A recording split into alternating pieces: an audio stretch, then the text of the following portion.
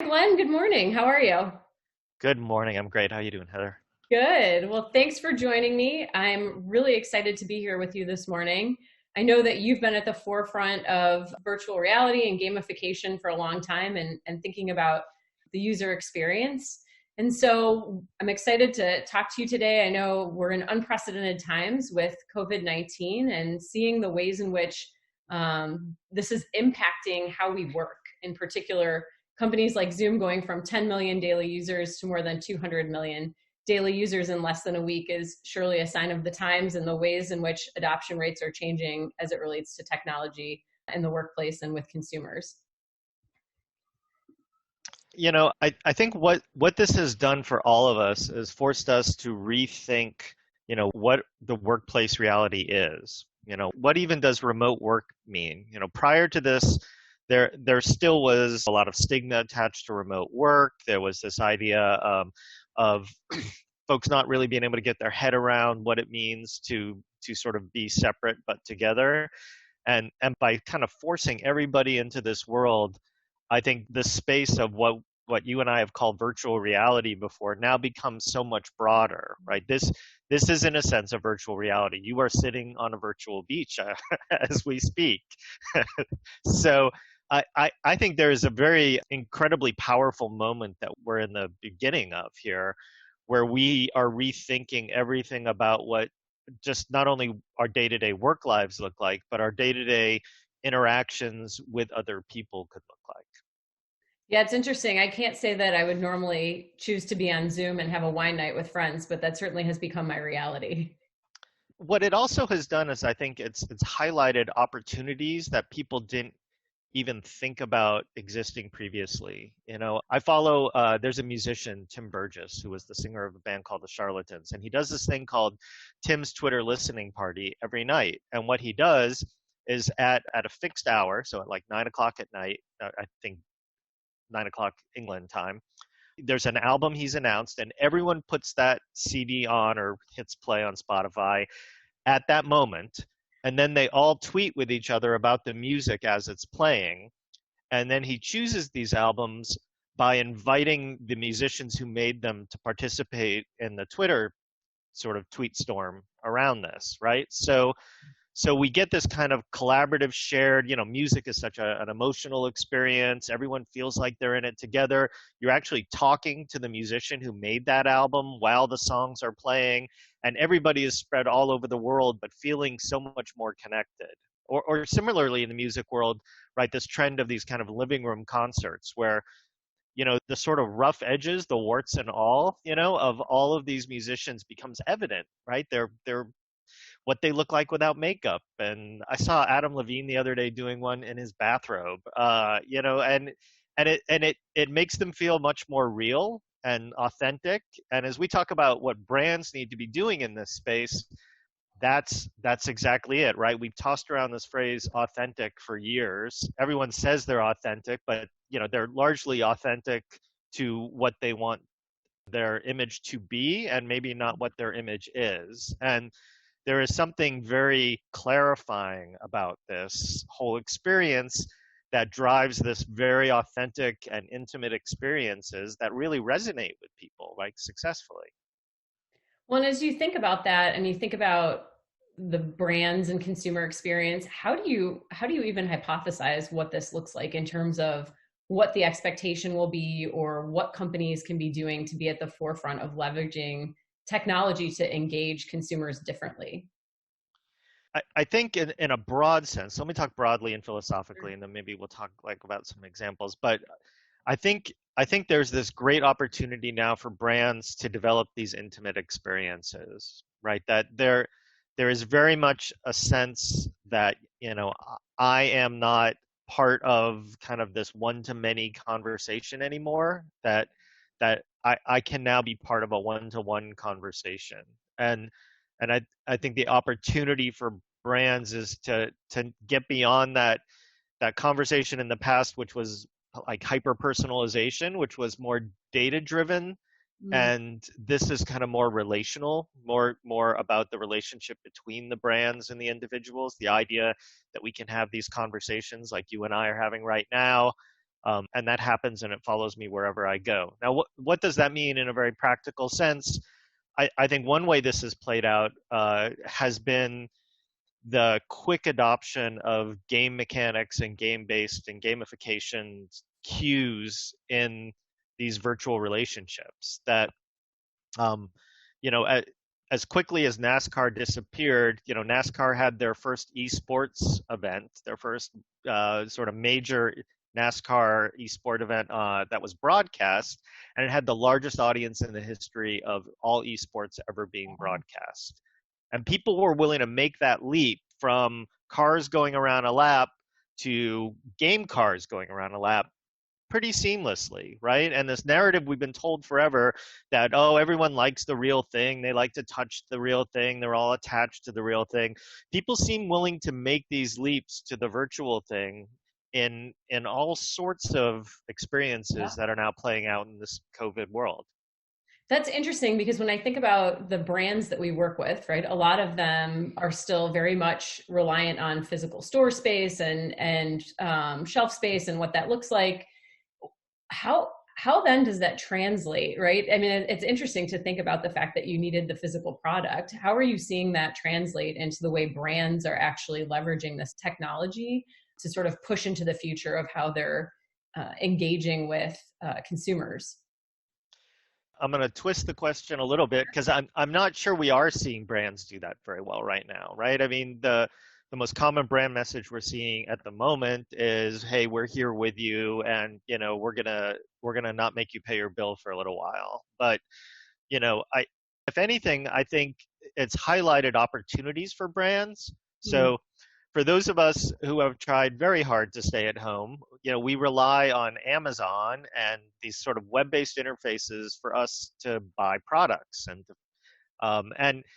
in the past, we probably haven't thought much about it, but we've kind of bifurcated our shopping and our purchasing between things that we just knew were easier to buy online, right? Like Amazon stuff we're comfortable with, and then other stuff that we would never buy on Amazon that now we're trying to figure out how do we buy that on Amazon or how do we use Kroger Click and Ship. And I think it's highlighting where a lot of these technologies fail, that they have largely, as Justine at your office can tell you, the sort of um, the problem with virtual grocery shopping is people have been thinking very much about replicating a physical experience, which is a very awkward way to shop online, right? There's the uncanny valley there in a pretty significant way, and so I think there's opportunity now for us to think about what these consumer experiences can be if we don't have to sort of make them work the same way as we always did.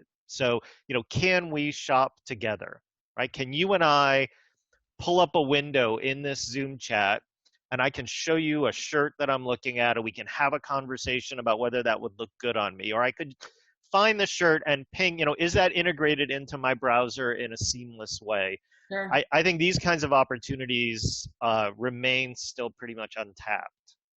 It's really interesting. Even just thinking about retail, obviously, has been, I think, trying for many years now to figure out what that looks like and what will work for consumers. And it sounds like there are many ways you think that they have opportunity yet to still sort of crack the nut, if you will, and dive in deeper. I think the shiny thing, the squirrel that everyone wants to keep looking at is classic VR, right? That we're gonna replicate a virtual world and everyone's gonna have avatars, or we're gonna create this entirely virtual space. And I think that's a red herring. I think the direction to be looking in is not virtual space per se. I mean, it might be the case sometimes, but virtual experience, right? Virtual relationships. My favorite product right now, well, my second favorite, because as you know, my car is my favorite, but my second favorite product is my Peloton. I love my Peloton, right?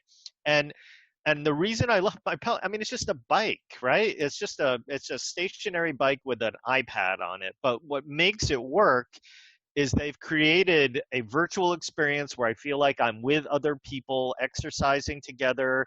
We're giving each other high fives while we're doing it. I'm getting invited to do it with other people. We're doing it live. And so I feel like I'm part of something that's happening in the moment, kind of like Yeah. the music thing I was talking about before. Like all of this has created this virtual experience for me that is in no way a replication of what going to like Soul Cycle would be. I will never go to Soul Cycle. That is so not me, right? Um, but I've been able to sort of craft this experience on this bike that is a new virtual community for me that, I'm writing a check to them every month. Like it's a fabulous business model for them. Which is interesting because part of what people like about Soul Cycle is the community, right? But you've been able to craft community in a way that's more authentic to you than maybe showing up to a Soul Cycle class would be. Yeah, yeah, and I suppose I'm being much more transparent about my insecurities than I should here. But like, I'll never go to a Soul Cycle because I am quite sure everyone will instantly recognize what bad shape I'm in, right? And I like the idea that my huffing and puffing and sweating in the beginner rides is my own business, and Yeah. so I think these are all things that wouldn't happen at a Soul Cycle, and I think the more that we can create using what we're calling virtual experiences here to create very sort of intimate, customized, personal, meaningful, transactional, value driven, you know, engagements with these brands, the more it's going to be a win-win all around, right? Well, We're both benefiting. and it's super interesting that you say that because we launched an ethnographic study, a digital ethnography study, where we're tapping into how consumers' lives have shifted in the wake of COVID-19 and all of the stay in place orders and whatnot. And one of the things that we're really hearing is that consumers, many of them, used the grocery store as a place of calm or a place to get away to, and they saw it as something that was a ritual to them. And Yeah. that ritual has in many ways been removed because it's no longer feeling like a safe space. And it's really interesting because hearing you talk about this, I think about what opportunities there are for places like grocery stores even to start to tap into creating more of a Peloton experience that brings that, solves for that desire for calm or routine or just sort of sanctuary-ish of what consumers were looking for in the grocery store previously. Now, I know that's not everyone's experience in a grocery store, but there is a wave of people for whom that is what Yeah. they look for. Yeah, yeah, and I think that gets back to the importance of understanding who your customer is and taking the time to do the research, about the different personas that are driving the bulk of your business, right? Is it I for me the grocery store, I enjoy it because I see things I might not otherwise see. I like the surprise of it, right? And oh, I didn't know that was out, or I didn't know this was a way to make something, and that's what I miss, right? As I can't do that, right? I have to be more intentional now. So I can imagine virtual experiences that might try to replicate that kind of thing. If you had one tip, and I'll leave this as the last question, I'm just picking your brain on behalf of who I believe to be our listeners and viewers, but if you had one wish for what CPG companies would do to really tap into this, or one bit of advice that you would give them in terms of tapping into this virtual or user experience to write the future, what would that be? Like I think I think the mistake that brands are making is that someone tells them something is the next big thing, and then we got to be on TikTok, right? And instead, getting to the heart of what is the value that your customer is getting out of their relationship with you. What makes, what, not just that they're getting a thing, but, is it about how they relate to their families? Is it about, giving them, as you say, like a respite from their day-to-day stressful life? Like, spending the time to understand your customer well enough to figure out what that is, and then once you've kind of narrowed in, now go broad and say, well, what are the ways in which this type of experience can happen in non-physical contexts? Yeah. And maybe that's auditory, maybe they're very simple things like, you know um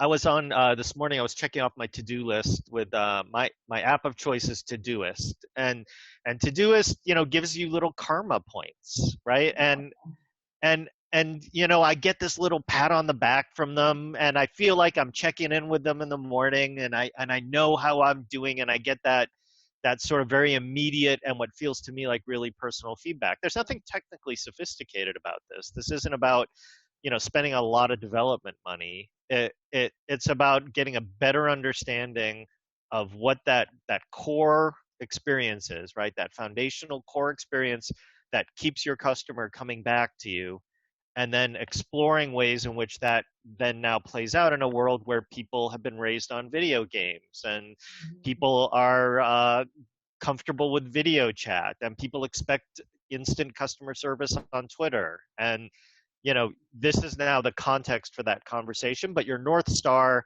has to always remain that value, right? Yeah. So your product is a part of the story instead of the majority of the story. It's sort of, at least your Yeah. physical product is.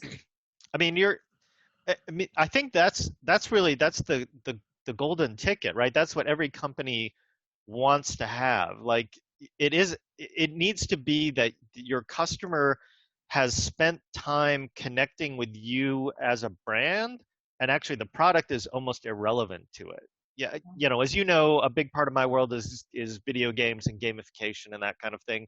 And there are these franchises of these great games that continue for decades. Like League of Legends is a good example. And it's an okay game, but what makes the brand so successful, it makes it the number one esports in the world, is that they continue to listen to their community and build their community, and the people who play this game feel like they speak directly to the company and the company speaks to them, right? All of this is the relationship that continues over time as products come in and come out, but they're almost ancillary to the relationship that drives it.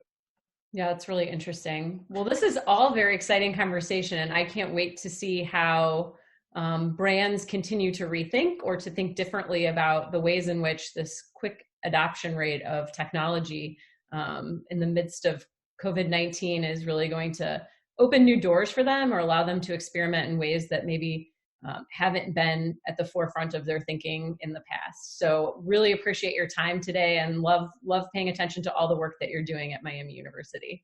I appreciate you inviting me, Heather. Thank you. Yeah, thanks, Glenn. See ya. Bye.